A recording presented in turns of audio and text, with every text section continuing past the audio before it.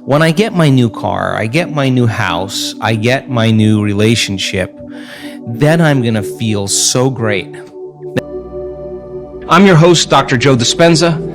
Let's begin. All of those cars and homes and whatever that is, there are symbols of what it looks like when a person actually arrives at this concept called abundance, right? So if those things help them to associate with something that creates a feeling of abundance, and they're building their vision board to help them to get clear on their intent, then that's fine, because they're associating objects or things or material things that they'll say, that's when I know that I'm abundant. That's fine. Other people will say, look, abundance just means that I have more than I need, and I'm happy with that. And for them, there's a feeling that is associated with that. And when they begin to dream about their future, they may see themselves in a scene or see themselves a certain way. I don't care what it takes for the person to get there, because once they have their abundance, and this happens quite a bit in our work, when you finally have everything you want, there's only one thing you're going to ask yourself: how am I going to contribute to the world? How am I going to make a difference?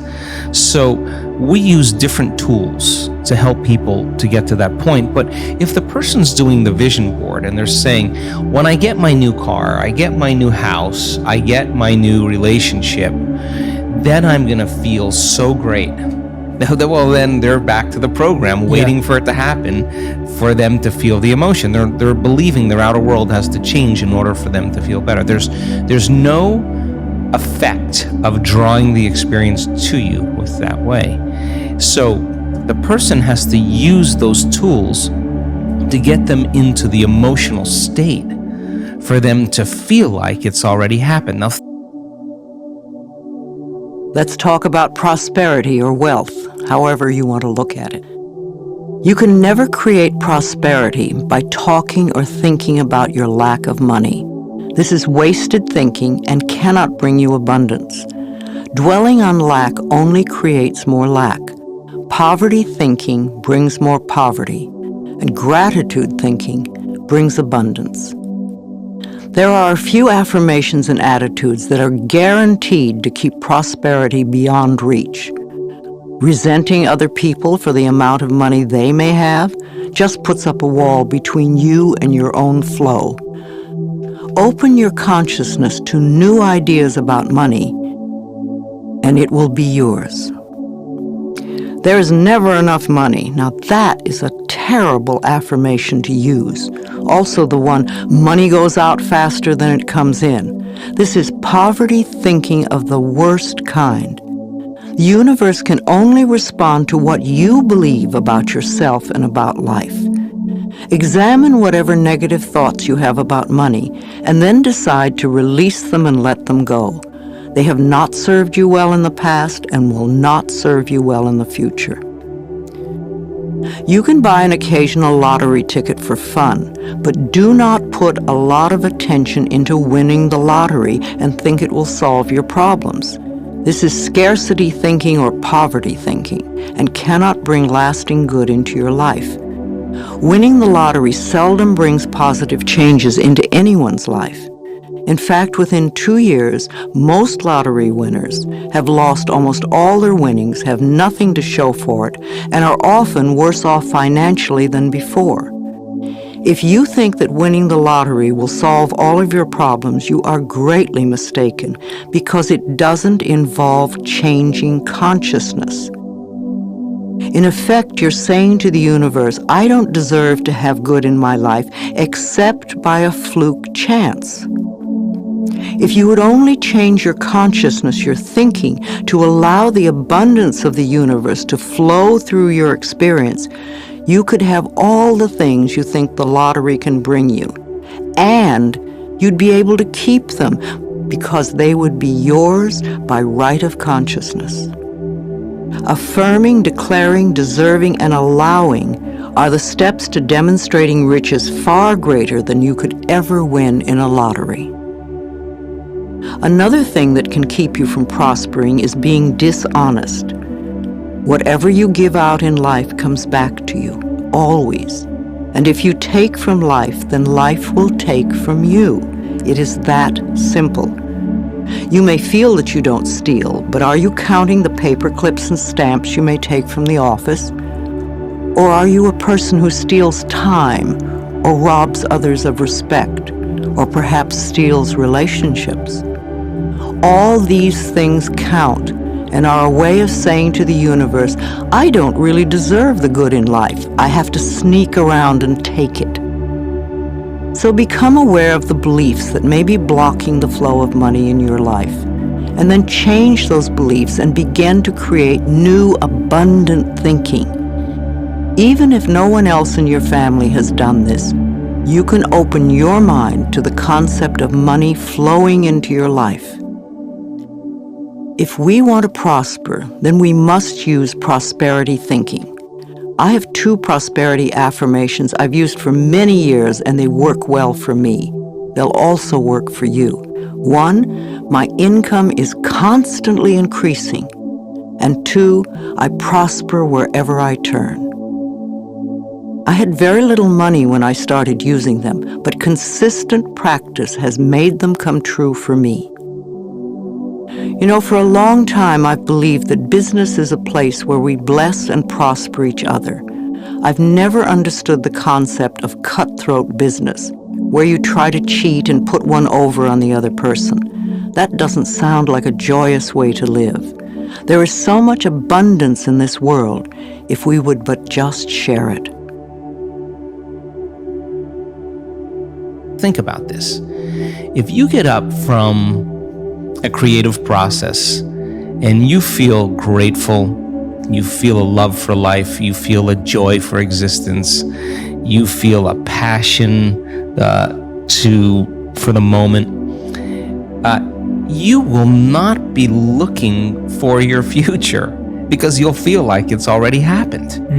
It's the moment that we start feeling those self-limiting emotions, that we feel separation, and then we start looking for it again. Well, then, if you're waiting, you're not creating. You're in separation again. So then, whatever it takes for you to move into a state of being. And what is a state of being? Thoughts are the vocabulary of the brain. Feelings are the vocabulary of your body. How you think and how you feel creates your state of being. So then if you wake up in the morning and you come back to your senses with a clean slate and you say, I don't feel anything, and you say, well, let me start thinking about all the problems in my life. Well, all those problems are connected to different people or different objects or things at different times and places. The moment you remember your problems, a memory is a record of the past. You're thinking in the past. Every one of those problems has an emotion associated with them. So all of a sudden you start feeling unhappy, you start feeling bitter, you start feeling frustrated. So now your body's in the past. So then most people then create a state of being that's connected to their past. And if they're in the familiar past, then they are going to crave the predictable future and they're going to fall back into routine. So then we want people then to get very clear on that vision of their future, however they do it, and begin to combine that clear intention with an elevated emotion. And the stronger the emotion they feel from the vision they're creating, the more altered they feel inside of them, the more they're going to pay attention to the pictures in their mind. And now they're remembering their future. And biologically, it's exactly the same as remembering your past. In fact, if you're not being defined by a vision in the future, it means you're making your past more real than your future.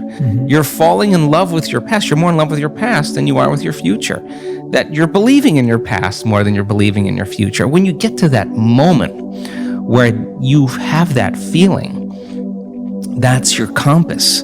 Because that feeling is going to drive your behaviors. It's going to drive more of those thoughts. And when you feel that feeling and it's visceral, no person, no thing, no experience will stand in the way between you and that vision. And you will be initiated by the universe into wealth. You will be initiated into health.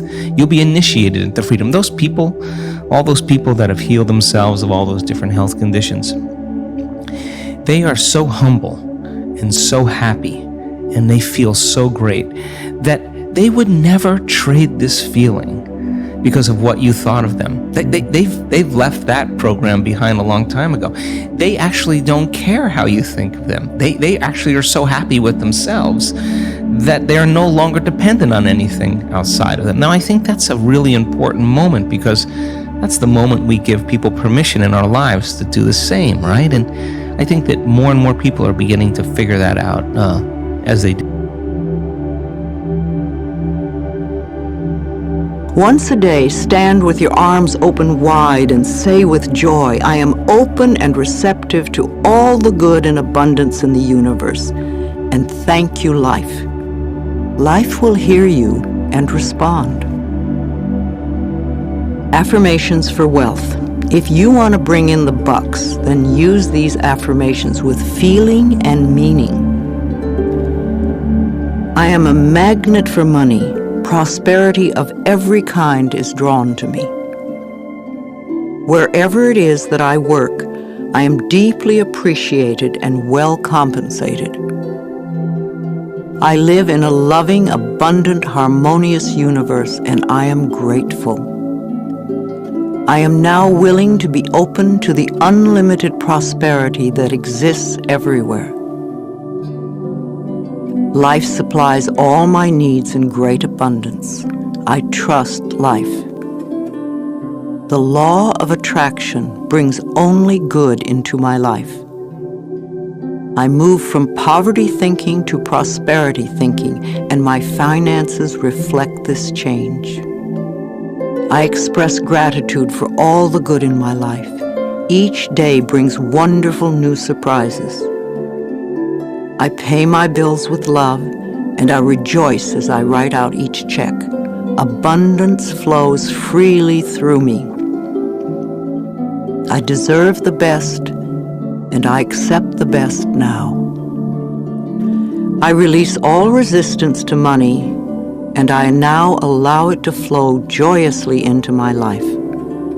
My good comes from everywhere and everyone.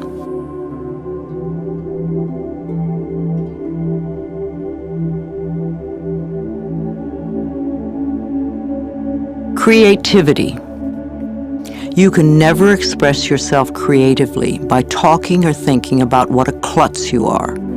If you say, I have no creativity, then that is an affirmation that will be true for you for as long as you continue to use it. There is an innate creativity flowing in all of us, and if we let it out, it will surprise and delight us. We are all tapped into the creative flow of energy in the universe. Some of us express ourselves more creatively than others, but we all can do it. We all create our lives every day. Each of us has unique talents and abilities. Unfortunately, too many of us had well-meaning adults stifle that creativity when we were children. I had a teacher who told me I couldn't dance because I was too tall, and a friend was told he couldn't draw because he drew the wrong tree.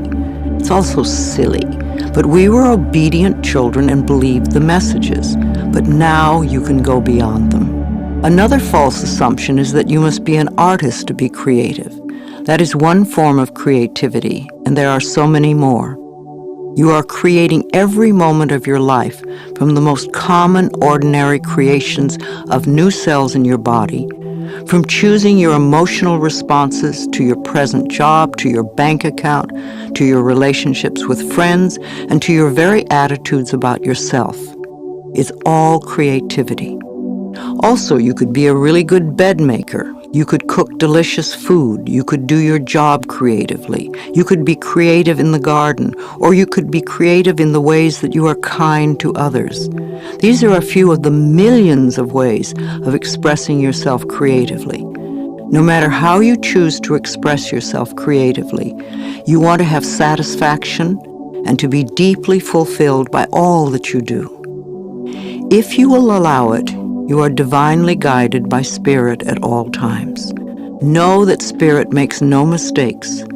When there is a strong desire within you to express or create something, know that feeling is divine discontent. Our longing is our calling. No matter what it is, if we go with it, we will be guided, guarded, and assured of success. When a purpose or a path is laid before us, we have a choice to trust and go with it, or remain stuck in the fear.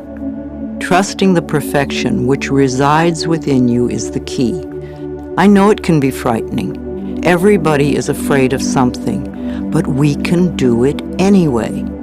Remember, the universe loves you and wants you to succeed at everything you do. You are expressing yourself creatively every moment of the day. In fact, expressing yourself creatively is the only thing you do. You are being you in your own unique way, all the time. Knowing that, you can now release any mental beliefs that you are not creative and go for each and every project that comes to mind. And never think you're too old for anything.